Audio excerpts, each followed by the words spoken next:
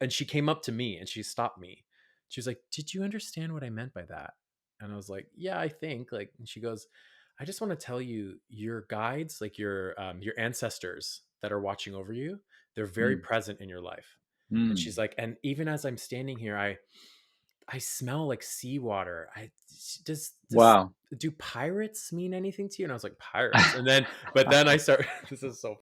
I shouldn't say this, but I started thinking about it, and I'm like, "Well, my dad's side looks very pirate-like." The whole side is like this, like old school. I could see them with like Yeah. the space between their teeth, the whole thing.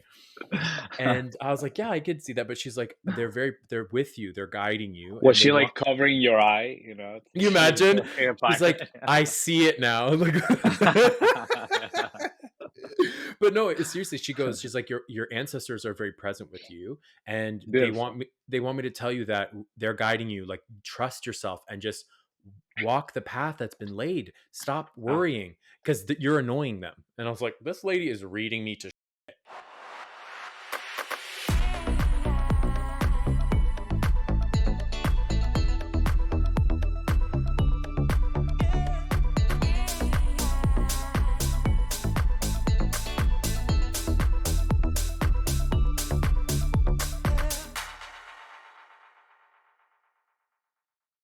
Welcome to another episode of Graphic Content, the podcast where we talk all things who, why, and the what the moments along the way. So today we are blessed with a guest that comes from right across the river over here. He's the visionary behind Pink Teddy, an innovative AR marketing studio. A Forbes 30 under 30 honoree and TEDx speaker, he blends cultural storytelling with cutting edge technology. Born in Ecuador and rooted in Detroit, he launched Pink Teddy after gaining experience with PepsiCo, McDonald's, and Google. His agency has earned recognition from Forbes and Adweek, delivering standout projects like an AR experience for the NFL draft. Expanding globally, Pink Teddy now serves Saudi and Chinese clients from its Jordan hub. With a team driven by remarkable thinking and unique creativity, he continues to push the boundaries of marketing innovation. Welcome to Graphic Content, Jose Maldonado. Yes! Gracias. You're Great welcome. pronunciation in the Jose Maldonado, by the way. Listen, I think it's the Italian, like my immigrant parents. Like, there's you got to add a little something to it, right? There we go. There we And, go. A real Roman language flair. oh yeah, it's the amount of people that will say, like growing up, I'd get like Giovanni. I'm like, it's Giovanni, but like can't expect people to say it like that, right? So I just kind of, so if I can reciprocate, I'll do it. There we go. And then we get to the spelling, and whenever you get a coffee, like spelling Jose with an H. And I've got Jose, got Hose. used to it over the years. I know that's Yeah, honestly part pleasure. of it. No, but seriously, I want to thank you so much for taking part of this project. When I reached out to you, this was before I had even published anything. Like, this was at the beginning of the year. I was making a list of, okay, who do I want to have on? Who has interesting stories? Who is doing something interesting with their lives? And I had made this list, and I was going through my socials, and I was like, hey, I have to get Jose. We've been meaning to connect for For a little bit now. for a hot minute, and finally we've been able to do it. So I just appreciate you so much for coming on. Thank you. I'm honored. Oh, that means so much. So I saw recently you just got back from a trip. Yes, I did. And so how was that? Yeah. It was truly incredible. I am Ecuadorian originally, and I was raised in a couple countries in the Andes, and I was in Peru. And I think that it should be a required pilgrimage for every South American. Hmm. Just actually sensing the capacity of the Inca Empire as a South American makes you feel so empowered and proud of who you are. So what did you get up to while you were there? I mean, I know because I saw your Instagram, but but talk a little bit about that. Yeah. Well, I got to do a couple of trekkings that were not on Instagram, so Hmm. that we get the primary there. I was based in Cusco. I was there for 2 weeks, and I got to go to different ruins and graderias, which is it's sort of a system for planting to be able to support as a growing population that there was. I learned that in a time where London was already in civilization, right? They had about Yeah, 20,000 people, and the Inca Empire at the same time had 700,000 people. So that's uh, wild. Exactly. Yeah, I said something like that, but in Spanish. Yeah, it's a shame that we, even as Latin Americans, don't learn the capacity of our own empire. So as it covered also Ecuador, I felt identified and just being proud. I was born in Canada, but I can relate to the essence of the message you're saying, going back to Italy and just That's seeing right. where my parents are from. Growing up, I always said, I took this saying from Margaret Cho because she was had this joke in one of her stand-ups where she was like, as a kid growing up in California, like going to school, I was like a normal all American kid, and that's how I felt here. Like I'm very much Canadian, but the minute I would go home, she's like, I was transported to another land, and I was like, absolutely, that is how I felt. I'd go home and I was like hooking up the goat in the basement, skinning the lamb for Easter, like, Oh, yes. oh yeah. Same with us, but with guinea pigs. Okay, honestly, I'm a carnivore, so I'll try anything. And it Perfect. does it say like, is it as great as it's people say? Well, first of all, you are invited, Yeah. so I need to go back, so you'll come with me. Amazing. I'm Yeah, so we'll bring our excited. partners. Yes, please. I would love that. Sounds good. Gay trip to Peru. I love it. No, I think that it is a must. I think that is the best way to actually travel, right? Just Mhm, be open to try new things, get into the culture that involves food. Guinea pig, it costs pretty much the same of a lobster. So it is something that it's quite difficult to access, but even though the local people salivate for it, as I do. mhm, And it is not your average. It tastes like chicken. It tastes like butter. Actually, it's a meat that doesn't have any fat. It's a very healthy meat. It's white meat, but mhm. it tastes like butter. I think that's the best way to put it. Would you compare it? Because the way you're describing it, I would compare that to rabbit. Very like, Yeah, in the way you're describing it, right? No? yeah. Uh-huh. Well, I think that the quantity of meat and the texture, it is similar like rabbit, but the Mhm. flavor is buttery. Mm. Yeah, yeah. Hopefully, I'm selling it right, so you get to go. Like I said, I'll try anything. I'm not one of those people that's like, "Ugh, I don't know." Like I'm like, "Oh, it's something I haven't tried before. I'm in." The only thing I think Done deal. I would not go for would be like the pufferfish thing, just because that percentile of like, "Oh, it might kill you." I would so do it. I would so do it. At least like you would die knowing that you're having butter. Taking a risk, right? That's right. Something that I did have, Mhm. I don't mean to stay in food. I tried alpaca. It was good. It was delicious. It was hearty. But then you get to pet them. I know, right? Yeah. So you just see those beautiful faces, puffy and uh, You have to so not think cute. about it. That's the thing, like, the disconnect with food, you have to I don't know, I have to, because sometimes I'm like, I "Oh, try but not I to. love veal, but it's Yeah. terrible." I know. And probably we should edit this part and have like a pause for all vegans. That might be your audience. A moment of silence. Exactly. Oh Just a my little god, preamp, obsessed. I love that. You know what? When I get to editing this, I'm gonna put that in. as you should. I think it would be great. Yeah. A moment of silence. Yeah, they'll appreciate it. Oh my god, I'm gonna I'll do love it. to everybody. Yes. You see, you're already art directing this podcast. I love it. I don't mean to take on. I'll follow your lead. Oh my god, no, please. Listen, I'm so like lackadaisical. Yesterday, I recorded an episode with a friend of mine who he's a story producer for reality TV in Cool. Toronto. So he does like Canada's Drag Race and shows like that. Oh, And amazing. and Good contact to have.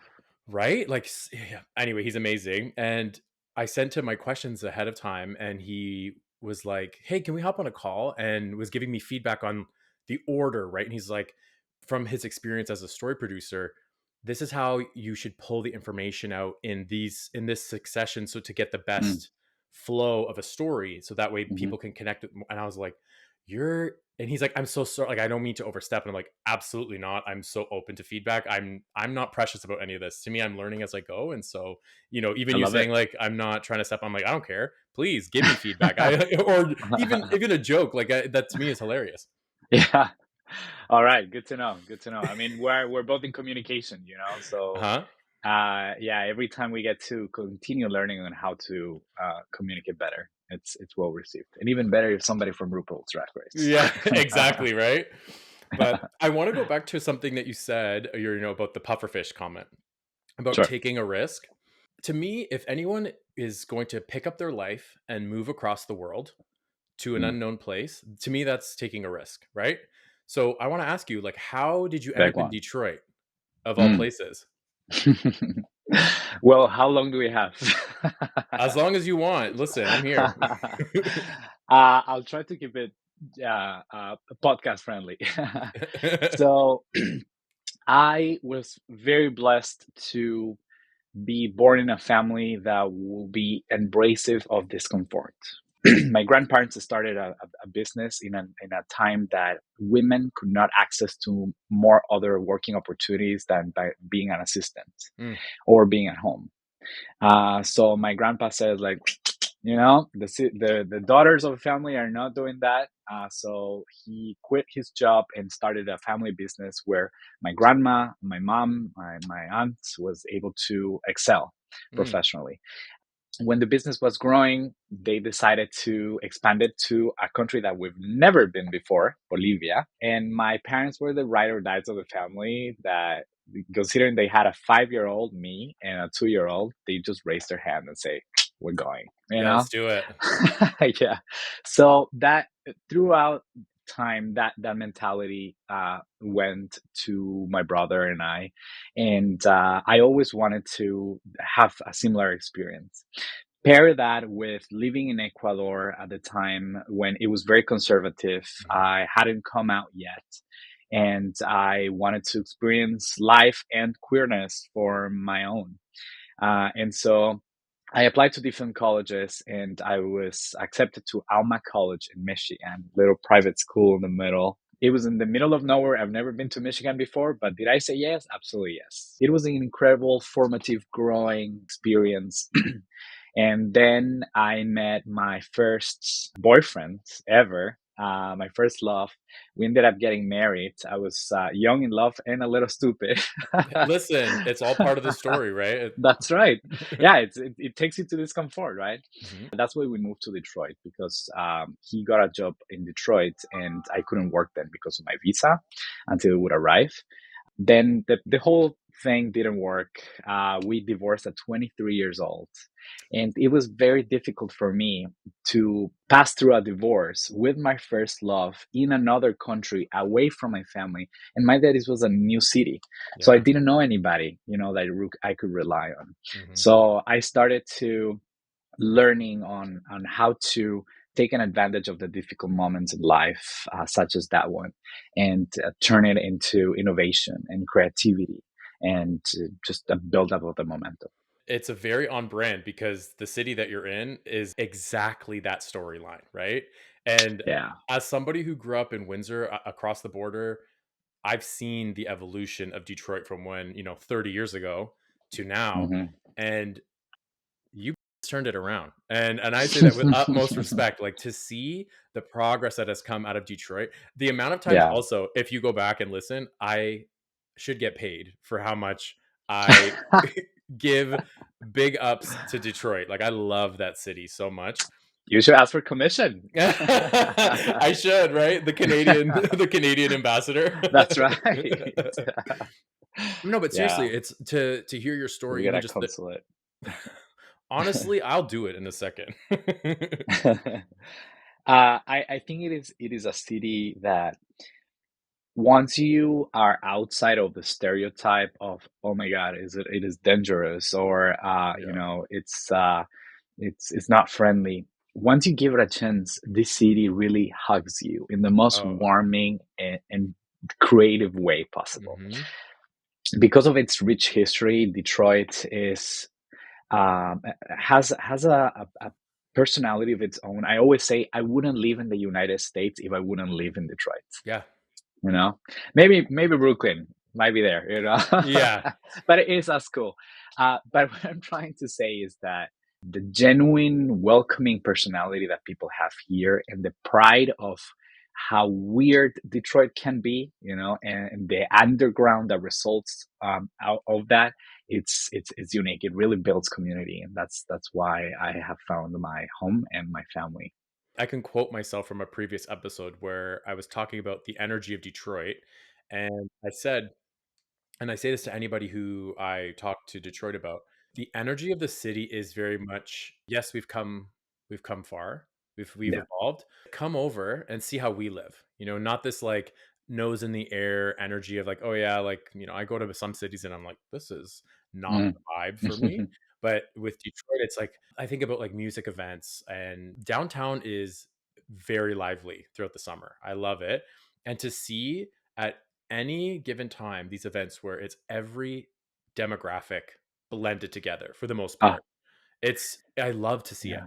Yeah, it's truly diverse. I mean, it's the second largest population of Afro Americans in one metropole in the United States. Hmm. The first Muslim population in the United States, the Yep. biggest, and one Ecuadorian.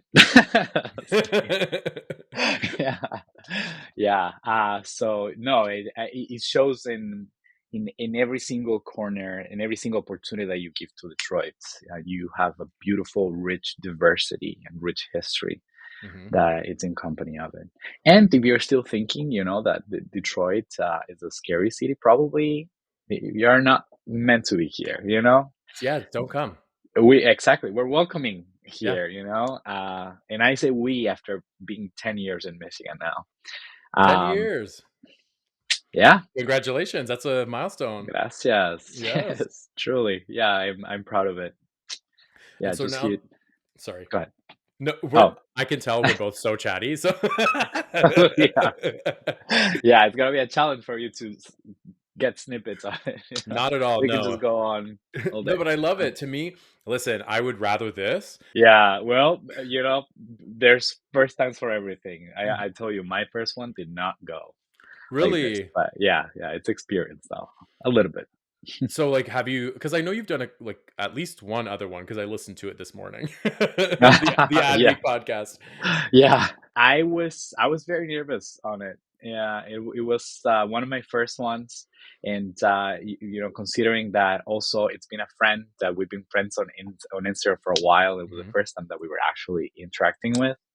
Hmm. Oof, yeah, I was just cutting myself a lot. But again, discomfort, it improves you. It allows you to Yeah, grow into my perspectives. but also similar to us, right? We met online.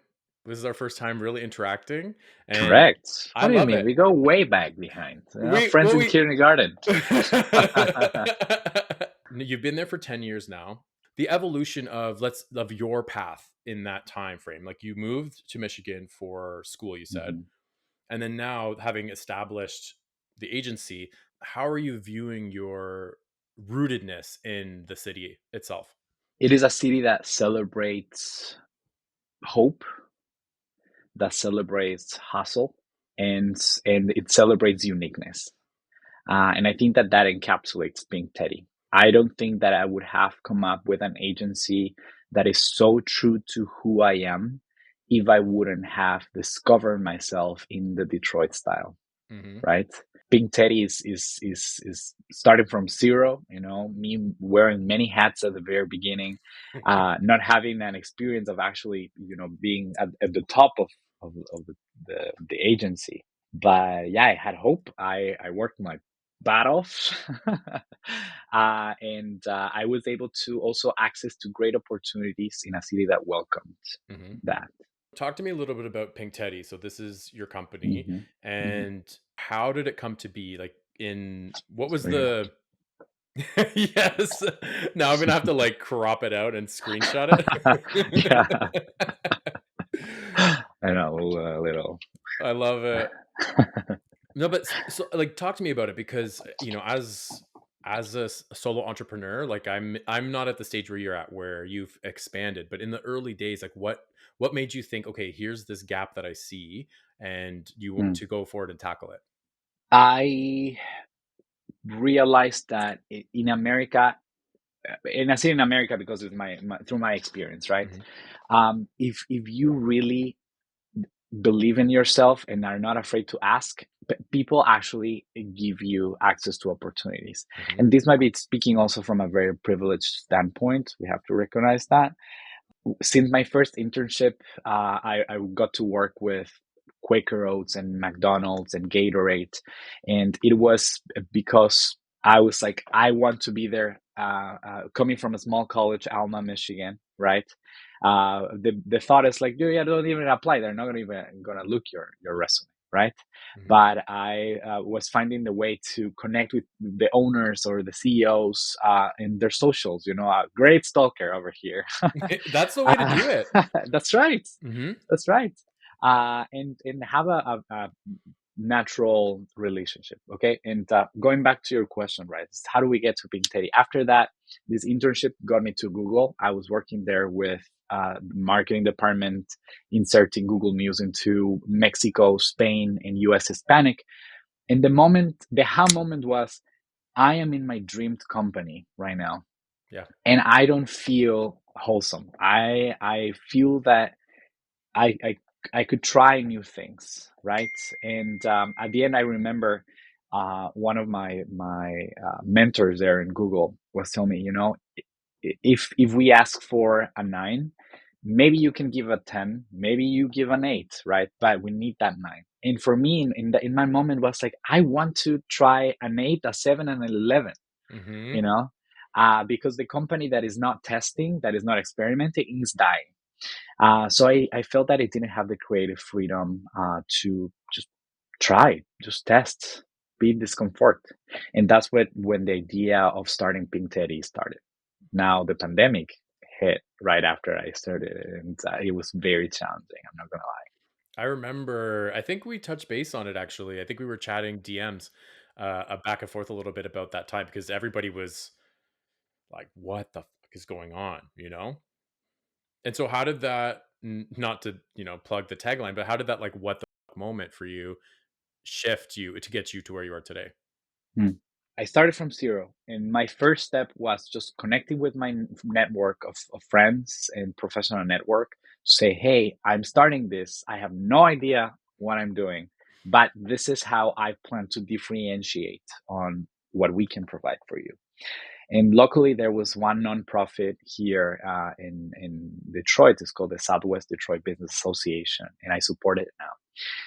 That believed in us, and they were one of our first clients. And that allowed us to build big impact in terms of community engagement for Detroit. There were other nonprofits in the city that got to hear of what we did and how we did it. And so that was the first step, that after leveraging on my own network, I got one person or one organization that believed in us, and that went, so on, yeah, to working with big corporations. That's all it takes though, right? Is this, you just need the one. Yeah, and it might not come right away. This was in year and a half after, which sounds fast, but believe me, pandemic, living off your savings, not knowing what to do every single day was very, very challenging. And to this point, we don't know what we're doing, right? We just believe in ourselves, believes in creativity and innovation, and always ask the question, how do we make it a little bit different? I'm exactly in the same mind frame as you. I believe Mhm. 100% any time where I have shifted gears and have evolved has always been in those moments of discomfort where Yeah, I always say this, like my experience, and these are my words for myself, but I always know it's time to, or I'm moving into a new era or chapter where I know I'm about to evolve, whether it's professionally or personally, is when I'm sick of my own shit. congrats. You know what I mean? That Thank is you. right. It's not working anymore. What am I doing? Whether it's like in my personal life or in work. And Hmm. you get to this point where you're like, "Ugh, I got to do something." And then that's when everything changes and you feel a lot Yep. lighter and you can move forward with a bit more speed. You have to get to a point of questioning, Hmm. right? I have a mentor from Argentina. He used to give some classes in Harvard. Hmm. His name is Walter Chavez, and he told me that there's two ladies that you have to welcome in your life in order to improve. One is loneliness, and the other one is boredom. Once those ladies are present in your life, that's when you get to know who you are or who you can get to be. How can you innovate and create? You're speaking to my soul right now. I'm not even kidding you. Even on a personal note, okay, maybe I'll get vulnerable for a minute, but the loneliness piece, Hmm. that the last few months I have been knee deep in work. I have been focused on this project, the podcast. I've been focused on so many client projects. I've not really been super social. I've kind of isolated myself in so many ways where I've been so hyper fixated on building for this next phase of my life.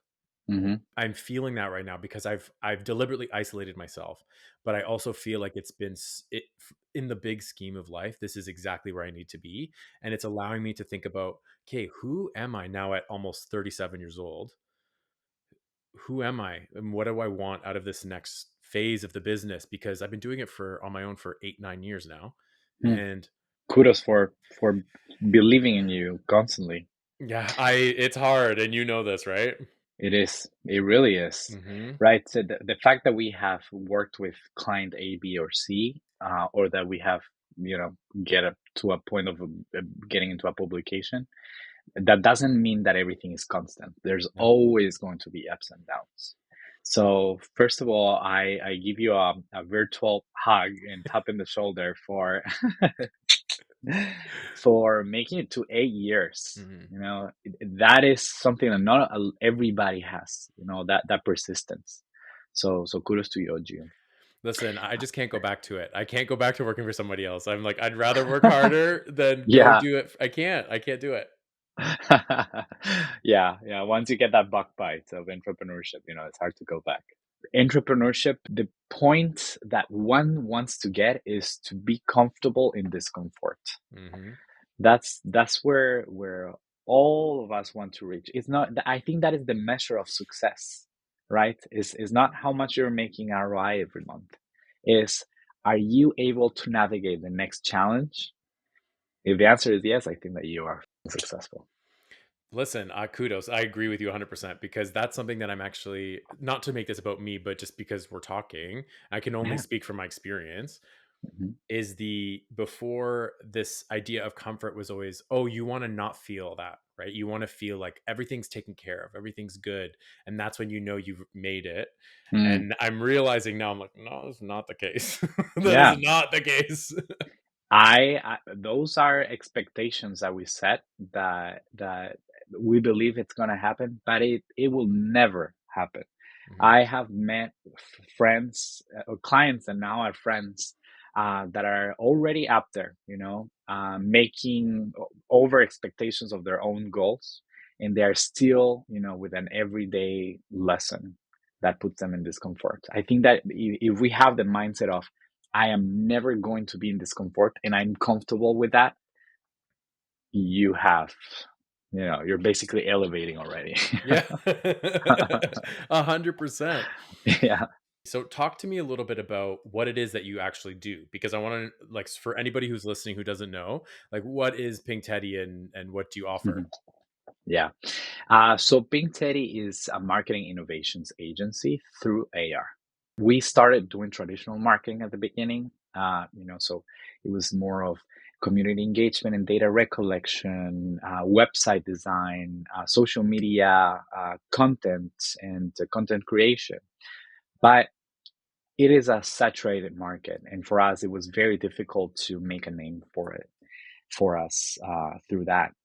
So it wasn't really until we started doing augmented reality activations and leveraging the technology to just go even further and do immersive experiences, for example, for something that just started as a face filter. That's when it really boomed for us.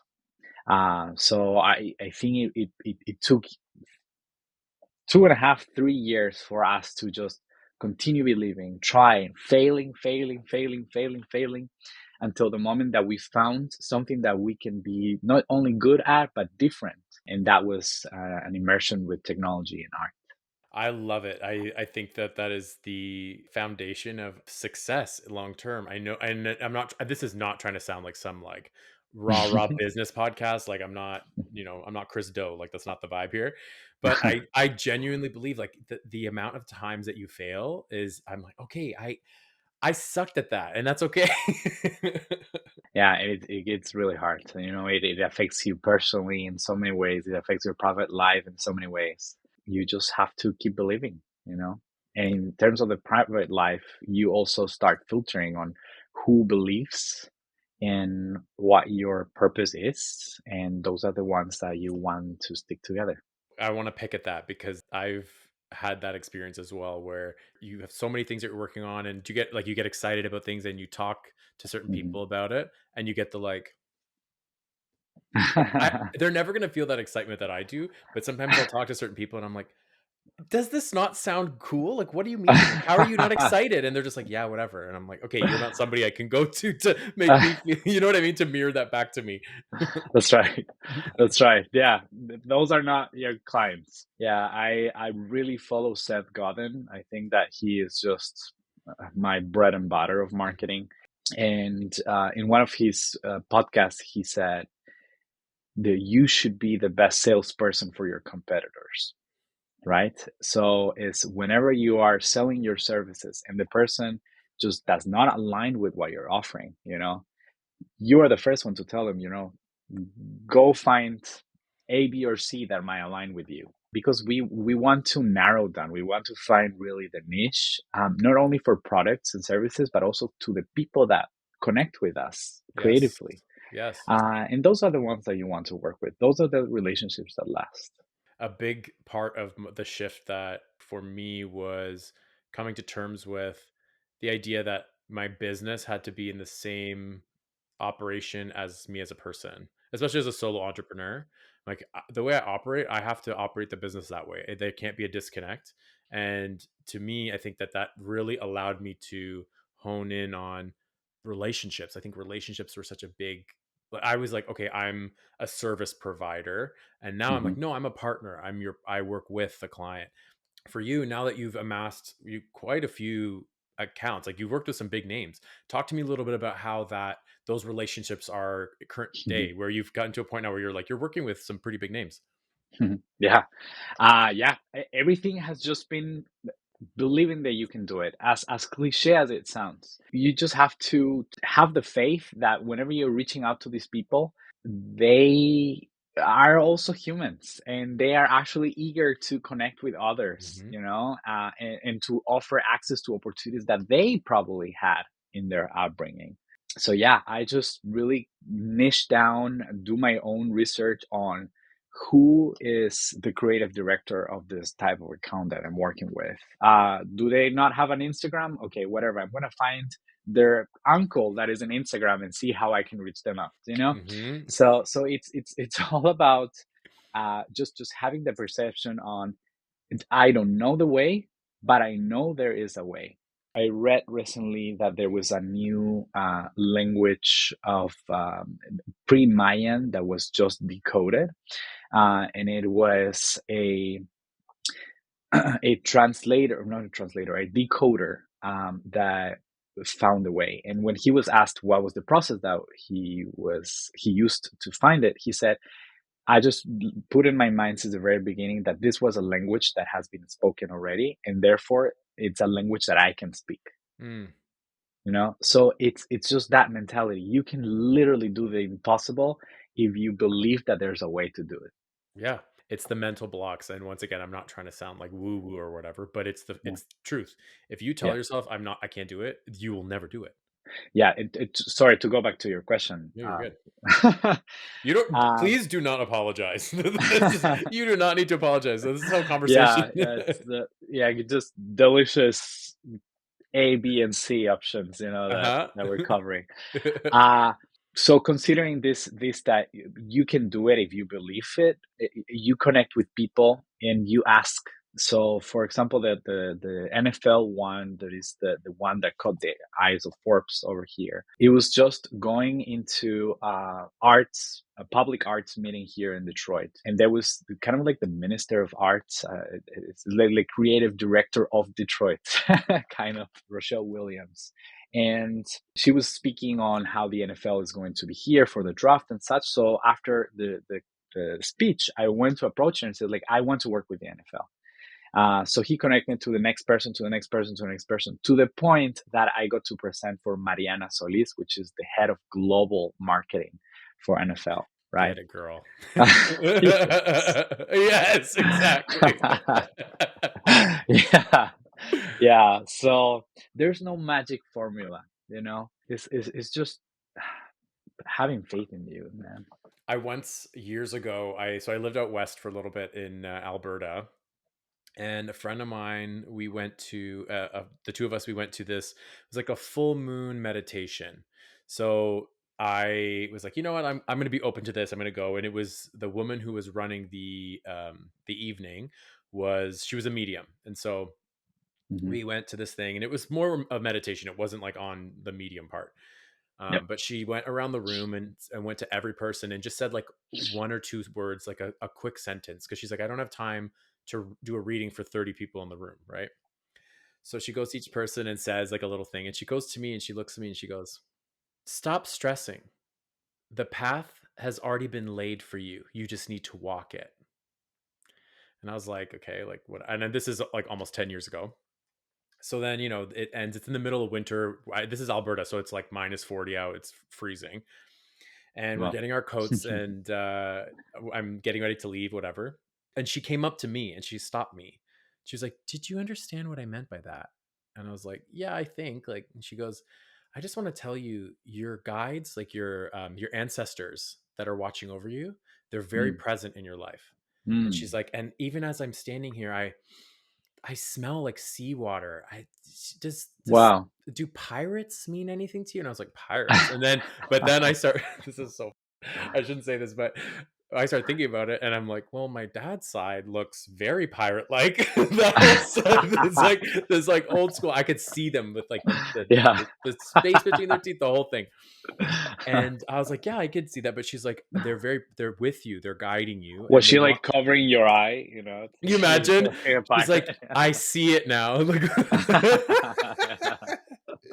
But no, seriously, she's like, your ancestors are very present with you, and Beautiful. they want me to tell you that they're guiding you. Like, trust yourself and just walk the path that's been laid. Stop worrying, because you're annoying them. And I was like, this lady is reading me to shit in this room. But it was something that, and we're human, you don't always hold on to that message, but I keep trying to remind myself that in those moments where I get like nothing's working, and like or like I'm failing, whatever, and it's you're moving forward, like relax, just chill, and you're doing the thing.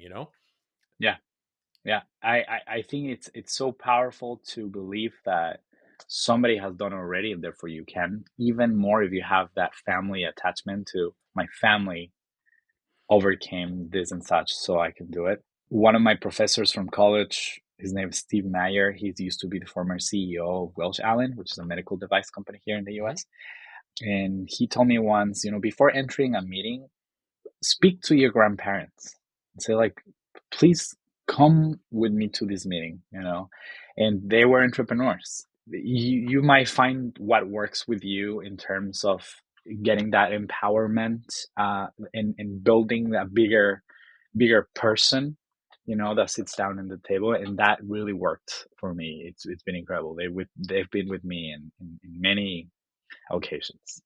What was the business? Because you kind of talked about it, but you never said what Oh the yeah, business was. sorry. It was Spanish schools. We started working with universities around, from the US, to the point that they ended up working with the UN and the World Bank and International Red Cross. And we grew up with ambassadors, staying in our house, like giving them my room with all my toys around. They were staying in my house. Amazing. Because they were learning Spanish. They were doing cultural immersions. So yeah, it was a really open upbringing to what the world has for you in the future. We have to do dinner. Like, you and I have such like similar backgrounds. We gotta, not the like the entrepreneur being brought down from generations. Like, we gotta meet. Like, this has to happen. You got it. I think that it's long time due. Absolutely, because I think we connected like 8, 9, like it's been at least almost a decade. Yeah, I Because it's when know. I think it's when I first moved back to Windsor. Yep, I remember the conversation when you told me that. Yeah. 9 years. Crazy. Oh my I know. goodness. But I no, know. seriously, this About summer, time. let's do it. Let's get together. I Yeah, definitely want to see you. done deal. How did that If event not, I'm go? gonna throw you a cup with a cord in there over the river. Hello. Oh my god, I love it. This is off topic, but because we talked about it earlier about the event, but how did that event go? Like how would the AR and fashion? That event was for Design Core. So Detroit is a UNESCO City of Design. There's only a very few cities in the world that Mhm. do that, and every September, the city becomes a design hub. Right. So we were asked to participate in one of their displays. It was with a store here that is local. It's called Grayson. We just created an immersive experience whenever, instead of actually selling the article of clothing, because who sells anymore? Everything is just saturated. Mhm. So you just have to do something that it actually attracts people with the most empathetic way. Like if I'm getting your attention, if I'm getting your time, it better be something worth it. Mhm. They have a wolf as their logo, as their Mhm. mascot, and so it was getting into a forest where animals and the wolf would be around you. You can have a 360-degree experience through your phone. And mind that this is augmented reality that is through the phone, through smartphones, right? I really dislike the idea of having something big here Yeah. that covers you from the other person. So everything that we do is just accessible for everybody. All you need is a smartphone, scan a code, and you got it. I love it. Are you doing anything this year for Design Month? Yes. Oh, can you talk about it? If you can't, it's No. okay. Okay. Not Well, yet. I'm But excited. you're invited. I would September. love that, please. Yeah. I missed the opener party last year, Uh-huh. and this year I'm not missing it. I'm coming. I will be Yeah. there. I know Drinks by You Design was should. last night, and Hmm. I just couldn't make it because after this recording, I have to book it to London, Ontario. So I had to pack and get my shit together. But I love how many events happen in Detroit, and I'm not trying to bulldoze this conversation to just talking about Detroit, but I She deserves love it. she deserves it, honestly. I just Yeah, spotlight right there, 24/7. 100%, but I'm so excited. I look forward to whatever it is that you're working on. I will absolutely be there. Thank you, Gio. Do you You're know invited. when it is? Is it September. no, no, no, like what time of the month? Because I'll be gone at the end. It's gonna be the whole month, actually. We don't have a specific date for our Mhm. activation. But if it was like last year, it will open September 1st, and it's gonna be open for the rest of the month. Okay, amazing. So hopefully you can make it. Yeah, it's also the 15th anniversary also of the UNESCO designation. Mhm. So it's gonna be a big party in Detroit. Ooh, I'm excited. I love it. It's so fun. Talk to me a little bit about the Forbes 30 under 30. When did they reach out to you and how did that come to be?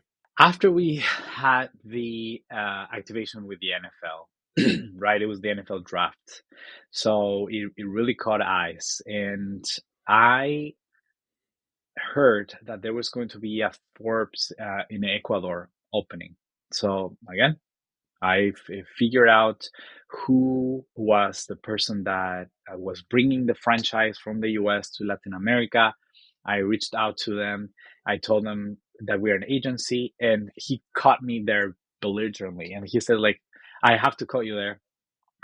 We have so many agencies reaching out to us. You're not one of the first. And I was like, okay, but wait.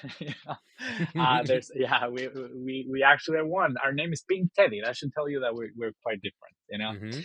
So he heard us, and we got the first article on Forbes, and so that got us featured Mhm. in it. It was before the 30 under 30, and I guess throughout time, they just kept an eye on the projects that we were providing, on how we were accomplishing our goals, and just how different we are. It really built a narrative. I guess they just kept an eye on us. It's incredible. Obviously, it's a honor. It's a title that I hold even in my Instagram bio. Mhm.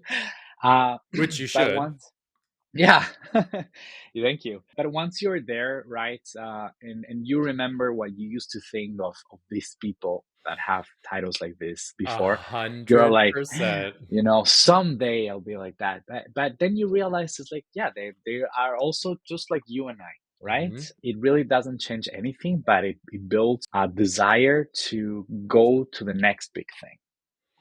100%. I think that and you've talked about this a couple times, the disarming nature of the realization around, oh, these are just people, Hmm. where you can cut through the titles and the honors and all the things, and it's like, yes, these people are doing amazing things, but it also makes you, for me anyway, it makes me realize like, oh, well, who's to say I can't? Hmm. Who's to say that I can't do those things? Congrats. Honestly, like, that's amazing that you were recognized in that way.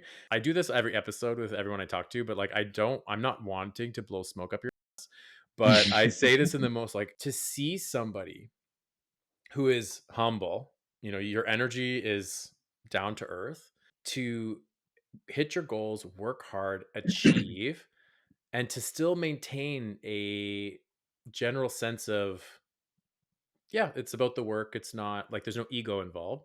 To me, that's so commendable. And I just, like, I love to see Hmm. it. I love to see it out in the world.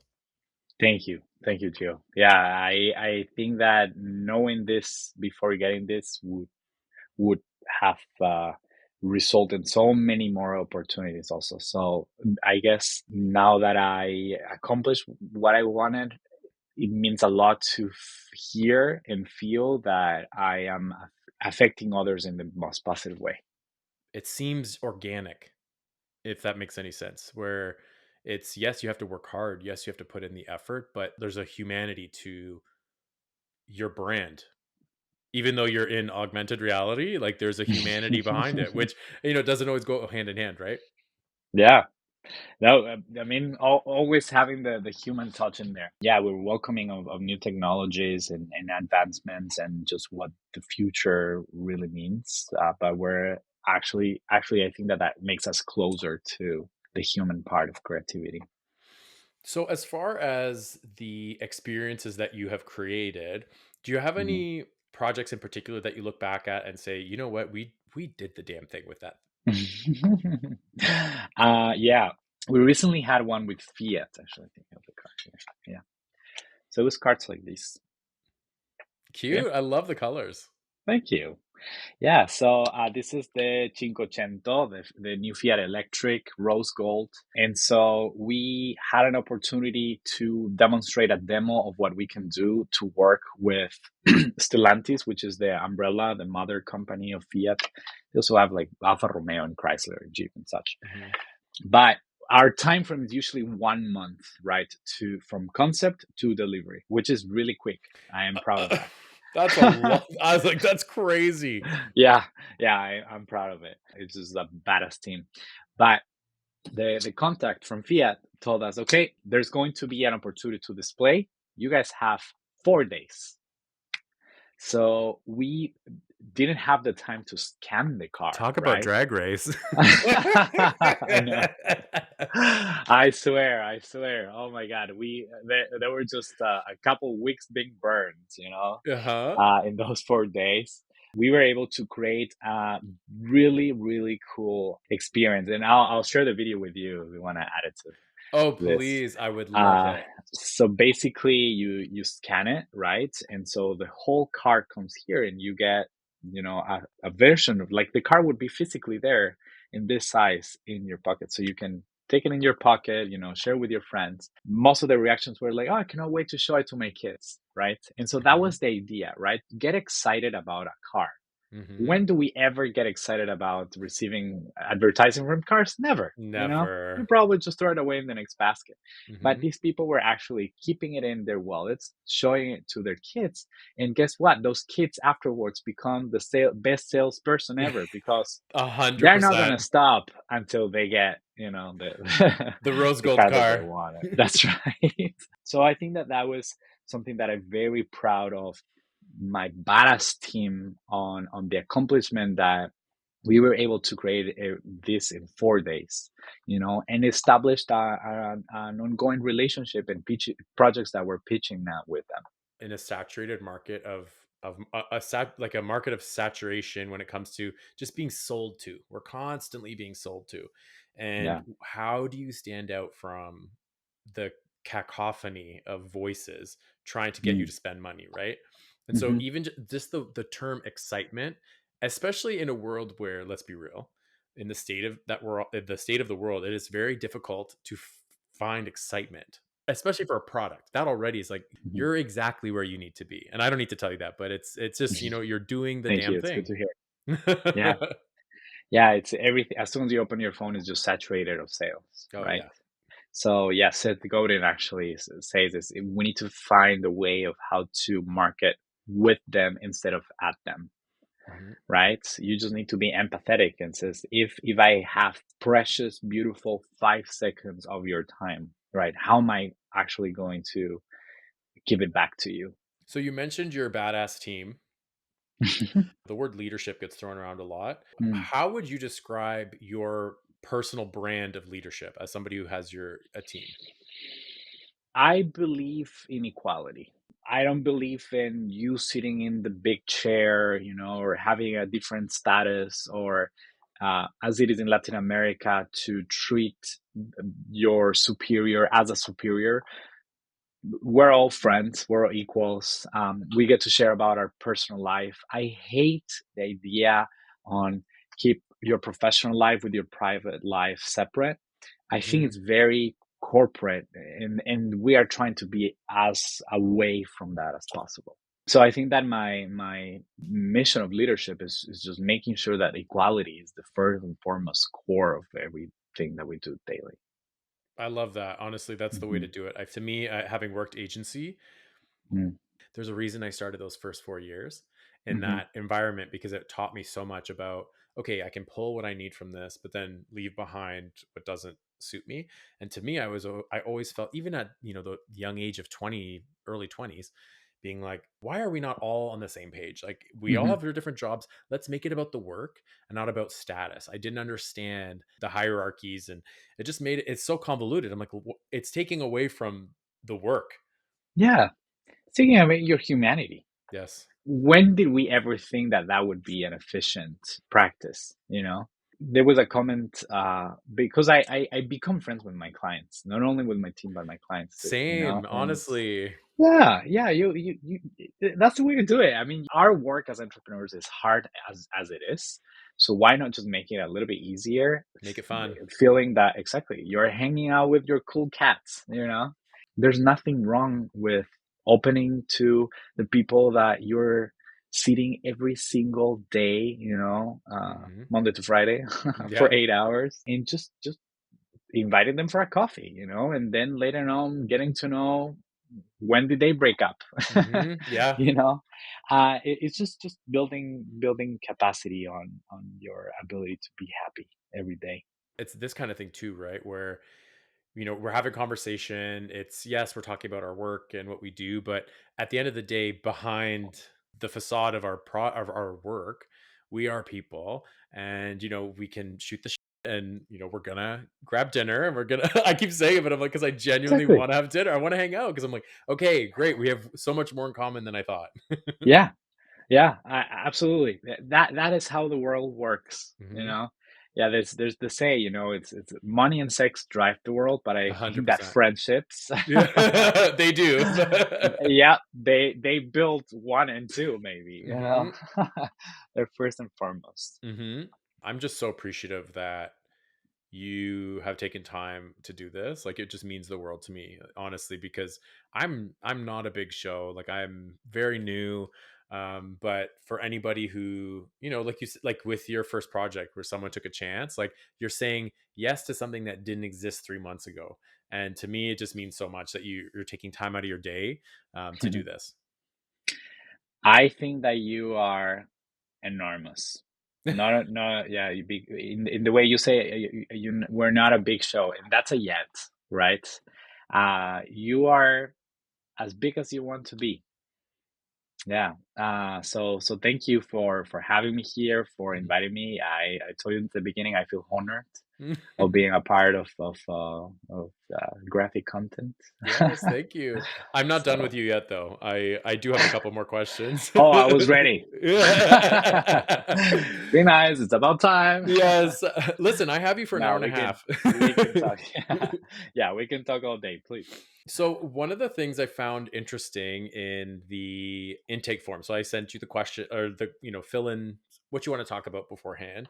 And you Mhm. had mentioned Stoicism and Metamodernism. And Mm, so I'm going to be honest, never in my life have I heard the word Metamodernism. And so, I'd love for you to talk about that a little bit and why those particular things shape the work behind in your leadership. Like, just talk to me about why those were things that you wanted to discuss. okay, beautiful. Let's start with Stoicism. This Hmm. is the most basic one. Stoicism is a philosophy that teaches you to stop and see your life from an outside perspective, from a bigger perspective, and realize that the sufferings and the negative points that you're passing through are minuscule compared to the blessings that you have. And it is a philosophy that teaches you to appreciate the difficult moments of your life and teaches you to have faith that later in the next week, the next month, or in a decade, you're going to remember that difficult point and you're going to be thankful because you are now in this position of your life that would never have happened if you were not in this difficult space. And then metamodernism, there is philosophical currents that divide the centuries, basically, right? And that's how our Western society understands time. The three latest ones is modernism, right? Postmodernism, and then metamodernism, which is our current philosophical society, the one that really defines the 21st century. I'll get into why. So, modernism was pre-World War II, right? It is a time that uh, basically is the American dream, right? In society tells you as long as you're part of a social fabric, you are going to be successful. You're going to marry, you're going to have a car, you're going to have your own white fence house. As long as you're part of a system, for example, and back then it was communism Hmm. and capitalism, or you just have to be part of one religion, you're going to be happy. You're going to have a perfect community, right? World War comes, and of course, that was reflected in art and any types of media, right? All the way until World War comes, Hmm. right? The Second World War, and the end of it, it's Michael Pollock. This is a U.S. artist that just created a contemporary art that is about rebellion, right? And you see that he really uses the brushes to create this disastrous, beautiful pieces, and it really shows the end of. I don't believe that being part of a social fabric will make me happy or successful. Hmm. So then postmodernism comes. And postmodernism is the age of rebellion, right? It is about the hippie movement, for example, or the Memphis movement in art. So you see buildings in architecture like the Bauhaus architecture that it is about making something that normally was cube, now making it funny, right? Or colorful, or instead of being a cube, now it's a shape like this. So you see pieces of furniture, for example, that are like that. So that takes us to metamodernism, where we are today, right? Metamodernism is a mix of both, and it's a middle point of it, okay? And there's a term that is called oscillation. Oscillation means to be sad and happy, but also be sad and happy at the same time, right? If you want a clear, easy definition of what metamodernism is the movie Everything Everywhere All at Once, Hmm. where we're in different realities, but we're the same person, right? We are in an age that we feel lonely, but we have access to so many technology that puts us together, Yeah. right? We are in an age that is navigating through personal life struggles, economic crisis, the pandemic, genocides, right? as it's happening in Palestine right now. And we are just trying to find a way to be ourselves, considering we have to be aware and be living in all of these realities. So that is metamodernism. And we see metamodernism already in different cinemas. For example, if you look at Disney new movies, they're about bringing the old, right? So, for example, The Lion King, and remaking it as a real life, Mm-hmm. right? That is an example on how metamodernism is shaping not only our generation, but the whole century. There's going to be some time in the future that people say modernism started here, postmodernism started here, and metamodernism was what defined that century. That's us. And so your work in AR, where do you see there being the crossover with AR and metamodernism where that's like they come together? Yes, yes. I forgot about that point. Thank you. What does AR mean is augmented reality. Mhm. That is metamodernism, right? It's a reality that has also another factor of technology, of art, but it merges into one. And I think that that is the main reason on why people now want to invest in augmented reality and believes and understands why augmented reality is the way to market now. It is because of metamodernism. I could talk to you all day. I you're know. you're so smart. I just love the way that you can dissect so many different parts of just even not even just reality, just like existence, and how if we think about the evolution of the world that we're in, because we're moving at like hyper speed, things are moving Correct. so fast. But then at the same time, like you're saying, that everything all at once, everything is moving so fast, but at the same time, it's this that loneliness factor, that solitude, that Hmm. singularity that sits within this bigger picture. And so I don't know what that means for the collective. Personally, I want to believe that we're moving towards, how do I say this? The systems that we have been born into, that we've been indoctrinated into from birth, obviously they're falling apart. Hmm. We can see that. But I want to believe that through all of the things that come with it, just breaking necks. Sorry. I love it. I'm a very tall person, so I have to fix my vertebrae once in a while. How tall are you? 6'2". Oh, I'm 6'3". I love it. Oh, okay, you're taller. Just a couple of big boys. Very tall person for a Latin American. Same for Italian. You Yeah, should see that's my right. parents. They're tiny. My mom's like 5'2". My dad's 5'7", 8". Like, Wow, yeah. wow. Where do we come from? No idea, but I'll rep it till the day I die. I know. I I love so it. love it. I so I love love being tall. it. I don't even remember what we're talking about. Now I'm just thinking about uh, tall men. yeah, yeah. We were touching top point on how that translates to our industry. What I was saying was the systems that we've been born into, they're falling apart, and as we're seeing this like Hmm. final ditch, this last ditch effort to keep things as they are, and Hmm. we're seeing that struggle.